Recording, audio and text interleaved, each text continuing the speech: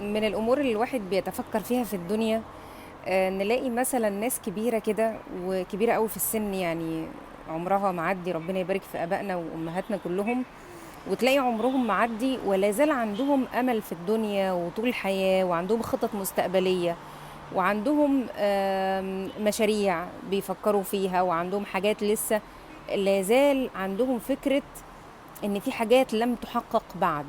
سبحان الله، أفتكر حديث سيدنا النبي صلى الله عليه وسلم: لا يزال قلب الكبير شابا في اثنتين، في حب الدنيا وطول الأمل.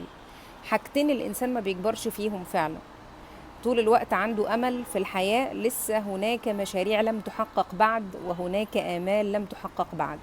بيفضل طول عمره في الحتة دي شاب صغير، ما بيكبرش في السن، سواء كان في حب الدنيا أو في طول الأمل.